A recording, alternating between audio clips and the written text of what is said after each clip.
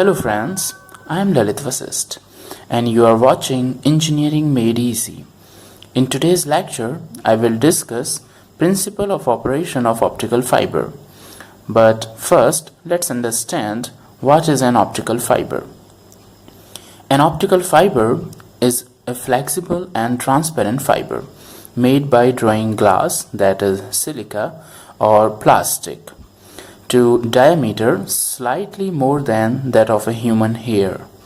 Its diameter is approx 0.25 mm to 0.5 mm, including the outer coating, and it is used mainly for providing high-speed data due to its capacity to provide very large bandwidth. So first write what is an optical fiber. An optical fiber is a flexible and transparent fiber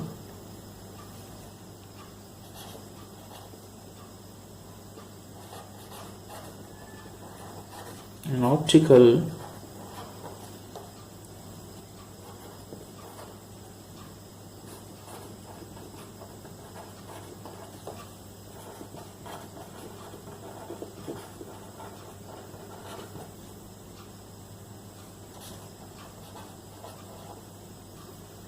a flexible and transparent fiber made by drawing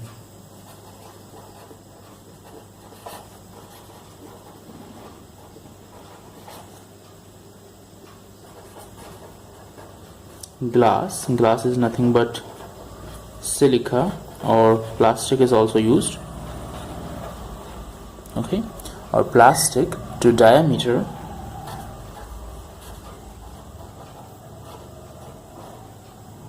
slightly more than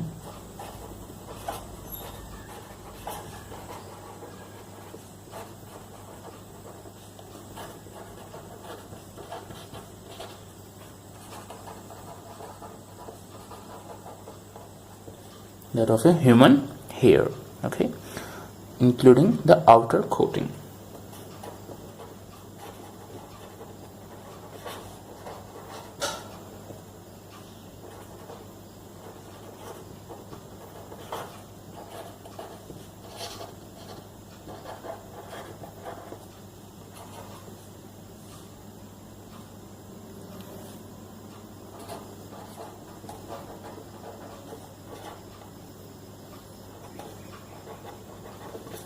Including outer coating, its diameter is 0.25 mm to 0.5 mm, okay. So this is used for high-speed data transmission because of its large bandwidth. Now let's understand how the light propagates inside the optical fiber, okay. When some message or data is to be transmitted through the optical fiber, then first of all it needs to be converted into electrical form from the non-electrical form of the message. Now the high frequency light waves acts as a carrier to this message. The message signal modulates the light source, which may be a laser or LED. These light rays now propagate through the optical fiber by the phenomena of total internal reflection, TIR, okay. And at the receiving end, this light energy is converted back to electrical form using photosensitive devices like photodiodes or phototransistors. Now this message in electrical form is converted back into the original form. Here I will explain you how the light rays propagate inside the optical fiber. We will discuss here the structure and working of the optical fiber. As I told you that in optical fiber the light rays propagate by the total internal reflection phenomena, which is also known as TIR in short. So first let's understand what is total internal reflection, okay. So let's see.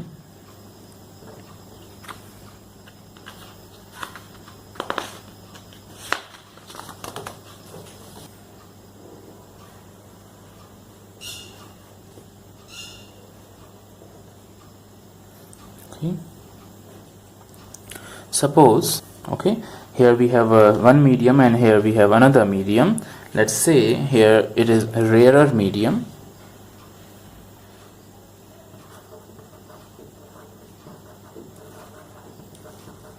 Okay, here it is a rarer medium and here is denser medium. Okay, let's call its refractive index is mu1 and its refractive index is mu2, and you should know that mu1 is more than mu2. Its refractive index is more than this one. Okay, now we will see three cases. Here we will see that when the light moves from the denser medium to rarer medium, okay, what happens? So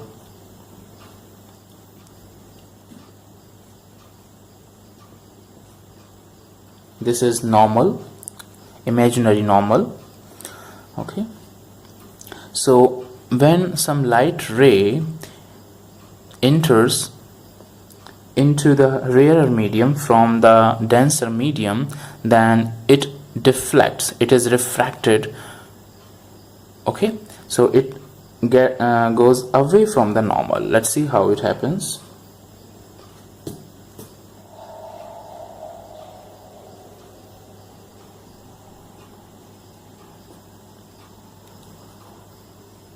If it enters at this, then it goes away like this. Okay, this angle is theta I, incidence angle, then this angle theta r, the angle of refraction. So as you can see here that theta I is less than the theta r. Okay, so it is going away from the normal if it is moving from the denser to the rarer medium. Now let's see, if we increase this angle of incidence, then the angle of refraction will also increase. So in this case, let's see.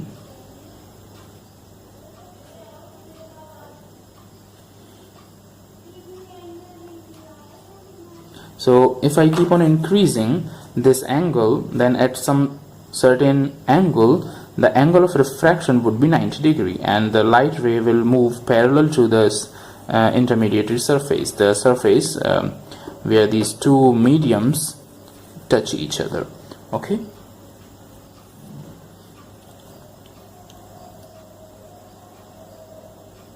so let's increase this angle. So it will move along this surface. This angle would be 90 degree. So this angle at this case, in this case, is called as the theta c, critical angle. Okay, this theta c is called the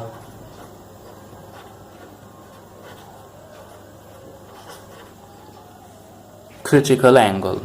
Okay, and you can understand here that this theta I is obviously less than theta c.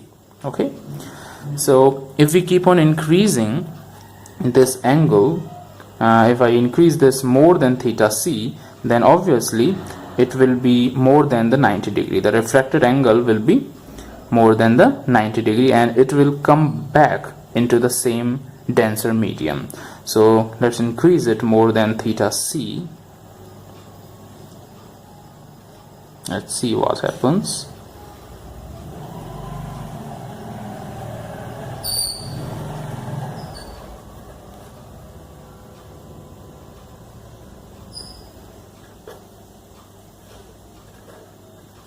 Yes, here this theta 1 is more than the critical angle theta c.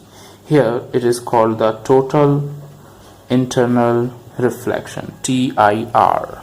Okay, so here in this case, this theta 1 has increased more than theta critical, so the light ray enters comes back into the same denser medium. So this phenomena is called as the total internal reflection, because the light ray gets reflected, not refracted, gets reflected. Actually, it seems it appears to be reflected into the same medium and totally. So it is called totally internally reflected. So it is reflected internally into the same medium. It's not going outwards. Okay. The same phenomena takes place in the optical fiber, where the light ray propagates with the total internal reflection. So now we will see how this takes place. Okay, in case of optical fibers, let's draw the diagram here.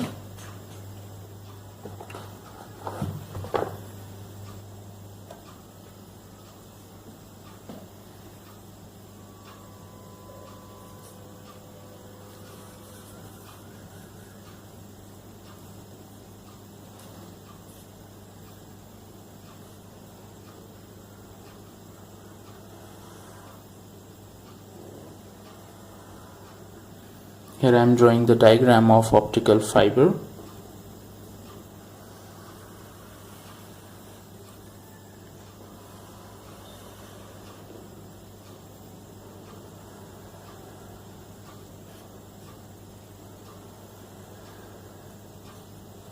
Okay, this is called cladding. Okay, and inside this cladding we have the core.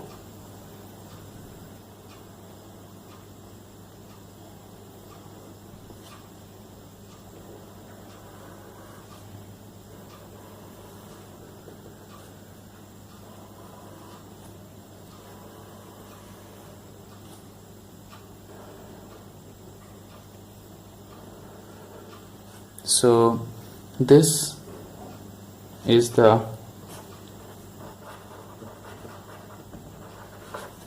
cladding having refractive index mu2, and here it is the core of the optical fiber. Let's say its refractive index is mu1, and you should know here one important thing, that mu1 is more than mu2. It means the refractive index of mu1 is more, means it is denser. Mu1 is, the core is denser than the cladding. Okay, so let's see how the light rays propagate inside it. So we will here use the phenomena of total internal reflection that I have explained. So when light rays, you just consider it as a surface separating two mediums. Here it is the rarer medium, and here we have the denser medium. Same case at this place also. Here we have rarer and denser. So when light rays any light ray move from this denser medium, let's say here is the normal, then here if this angle theta is more than the critical angle, then it will come back into the same medium. Okay, at this surface also, as the angle is more than the critical angle, then it will be total internally reflected. It is moving in this way. So same phenomena takes place at this place too, and it goes in this way. So it keeps on moving in this way, total internal reflection. Okay, so as you can see, this is theta, then since it is a simple reflection in this case, so it is also theta, and this angle is also theta. These all are theta in ideal case. If it is perfect, if there is no impurity or any imperfection, then these all angles will be same, because any transverse line is crossing it, then the interior angles would be same. This angle, these two angles are interior angles, this angle, okay, this and this. So these two angles are same. This is same to this, and this angle is equals to this, and again this is same. Okay, these angles are same. In the same way, these are the interior angles, alternate interior angles would be same. So all these angles are theta. So this is total internal reflection. Total internal reflection. Light moves inside the core only, doesn't go outside this core because of this total internal reflection. Okay, because it is same when it moves into from the denser to rarer medium, it goes away, and it finally, when this theta is more than the critical angle, so if I if I have some light ray where it is more slant, then it will have theta very small, so it would not come back into the same medium and total internal reflection would not take place. So I need the angle theta to be more than the critical angle for this combination of mu1 and mu2. Okay, so in this way the light propagates through the optical fiber with negligible losses. So friends, this was all about the communication through optical fiber. In the next videos, I will discuss other important concept of optical fiber communication. If you liked this video, then please share and like it, and to get my future videos notification when I upload them, I recommend you to subscribe my channel Engineering Made Easy. Thank you for watching. Bye bye.